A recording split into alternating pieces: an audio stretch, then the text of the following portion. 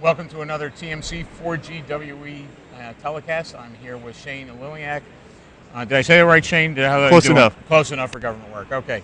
And you're the EVP of Marketing and Business Development. That's correct. For Alloptic. For Alloptic. And I'm going to take a wild guess that optics is what we're going to be talking about here. That would be the nature of the company. Yeah, but the interesting thing in our discussion earlier was you support a lot of cable operators and what they're doing. So why don't you talk about the role you serve with supporting their efforts to deploy and the new products that you've announced while we're here at SuperCom. Thanks, Carl. Appreciate it. Yeah, the MSOs are definitely a key focus for us.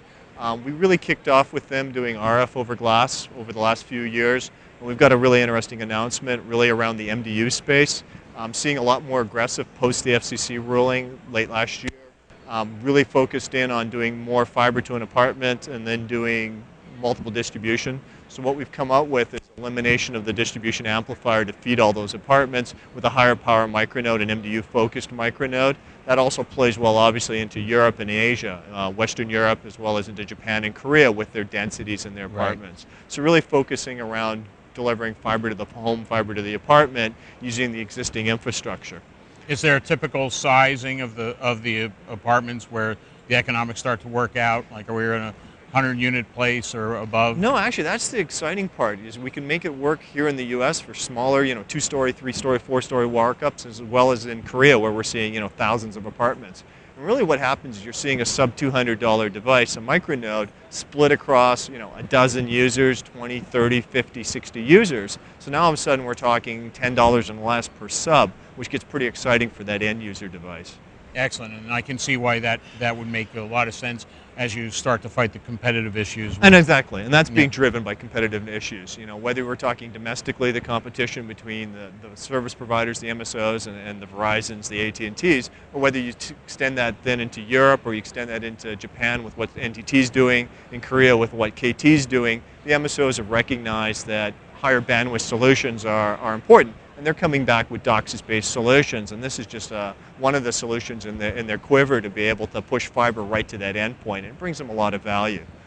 So I think you've got another announcement on the EPON side that matches to that. So why don't you talk about kind of the other side of it, more on the business side of it, the commercial services. One of the other opportunities, especially here domestically, a small medium enterprise, always been an underserved space, and people have always had point-to-point and CWDM type of solutions. Very expensive, makes sense for a larger enterprise. Well, how do I make fiber cost-effective? And really leveraging a PON type of infrastructure. What we're seeing though is, kind of a surprising demand for bandwidth. You see 10 meg users that are now looking for 100 megs, 100 meg users that are looking for fractional gig and gigabit Ethernet type of services, and that's really what kicked off the IEEE for doing 10 gig EPON. And really what we've announced is our 10 gig EPON support for our large OLT, our Edge 10.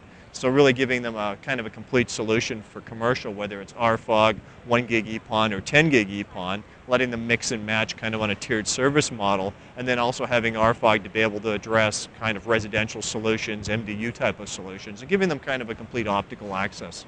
Right now in the U.S., the cable operators haven't exactly been attached to the business guys in the past. So you're now offering a cost-effective way for them to reach out to the new potential customer base. Yeah, and I think they recognize that small medium enterprise has always been kind of the sector that people have been trying to figure out how to make services cost-effective for them, to make the business case work, because it's definitely an underserved market. We look at what Oracle's doing, what SAP's doing. There's definitely the applications to drive the bandwidth need. People need the bandwidth in the small medium enterprise. It's how did I get a cost-effective fiber-based solution to give them those higher bandwidth services. And they're responding with DOCSIS-based services using RFOG and CMTSs, and also going after kind of that higher tiered service using fiber and using EPON and now 10 gig EPON. Got it.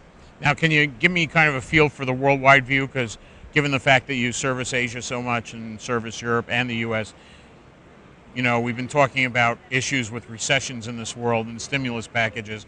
Have you been seeing different marketplaces reacting differently? Where do we stand on that? It's funny because we see competition really driving everybody to behave the same way. The MSOs have recognized that they want to get more aggressive. They want to get more aggressive in responding to fiber to the home from the local service providers, and are responding with DOCSIS 3 based solutions, deep fiber based solutions, and RFOG solutions as part of that. really to counter effect that. And it's really a surprise that we're seeing the same business cases play out domestically as well as into Europe as well into Asia. I think it just speaks to the fact that those same fundamentals are happening everywhere.